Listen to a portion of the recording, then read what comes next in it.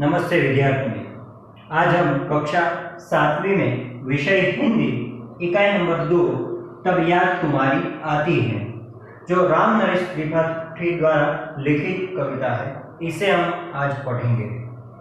तो अब हम देखते हैं राम नरेश त्रिपाठी के बारे में कुछ कवि परिचय।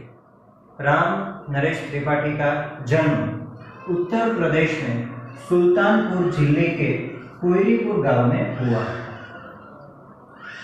वो कवि, उपन्यासकार, नाट्यकार और आलोचक भी थे।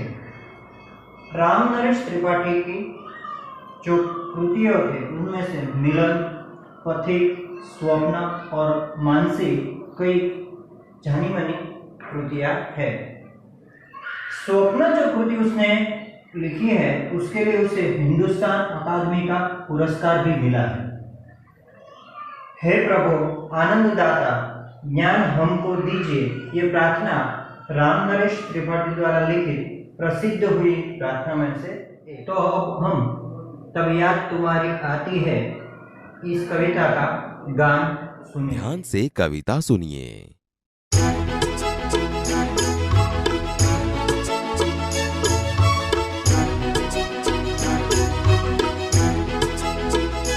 जब बहुत सुबह चिड़िया उठकर कुछ गीत खुशी के गाती है, जब बहुत सुबह चिड़िया उठकर कुछ गीत खुशी के गाती है, कलियां दरवाजे खोल खोल जब दुनिया पर मुस्काती है, खुशबू की लहरें जब घर से बाहर या दौड़ लगाती है, खुशबू की लहरें जब घर से बाहर या दौड़ लगाती है, हे जग के सृजनहार प्रभु तब याद तुम्हारी आती है, हे जग के सृजनहार प्रभु तब याद तुम्हारी आती है।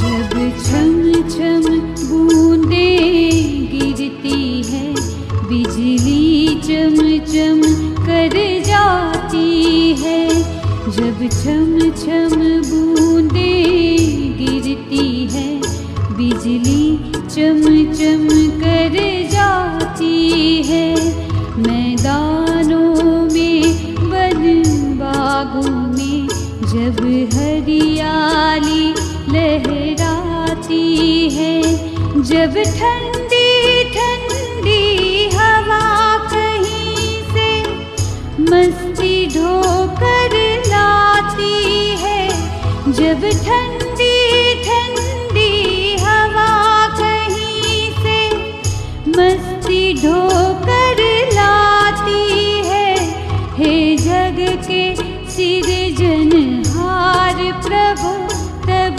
याद तुम्हारी आती है, हे जग के सृजनहार प्रभु तब याद तुम्हारी आती है, हे जग के सृजनहार प्रभु तब याद तुम्हारी आती है।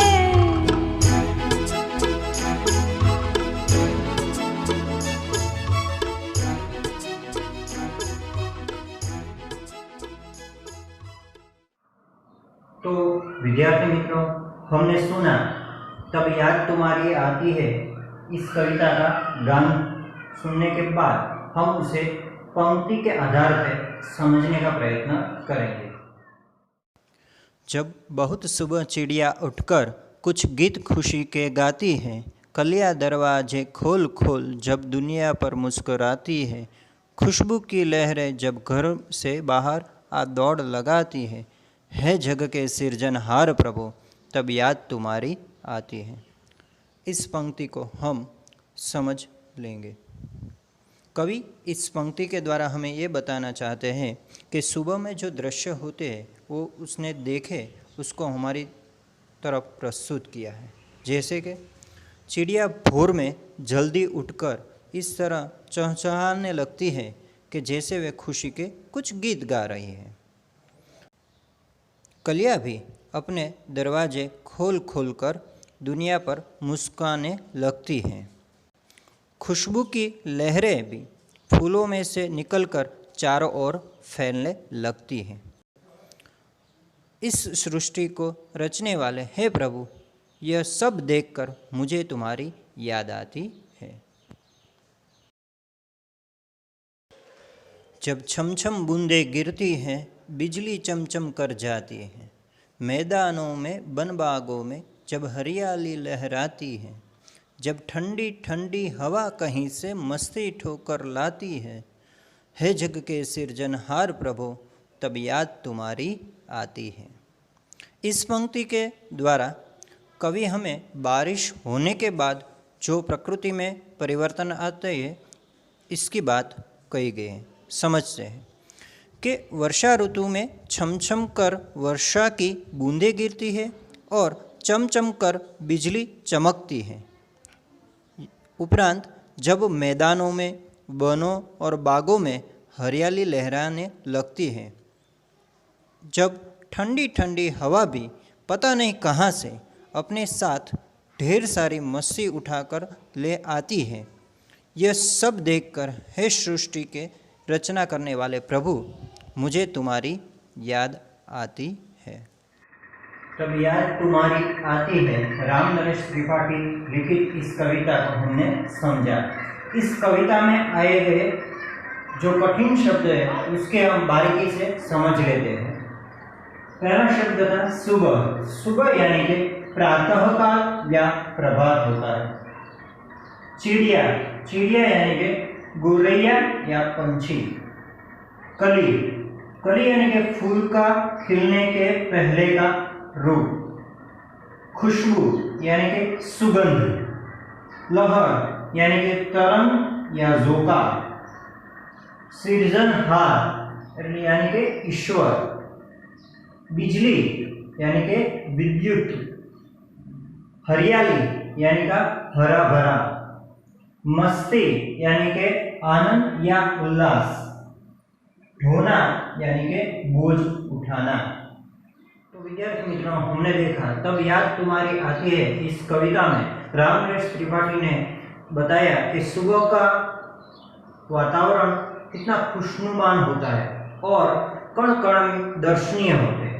इसी तरह जब बारिश गिरती है यानी कि रिमझिम बारिश गिरती है तब सुबह मनमोहक और आकर्षक लगती है। इस बात का वर्णन हमने इस कविता में देखा।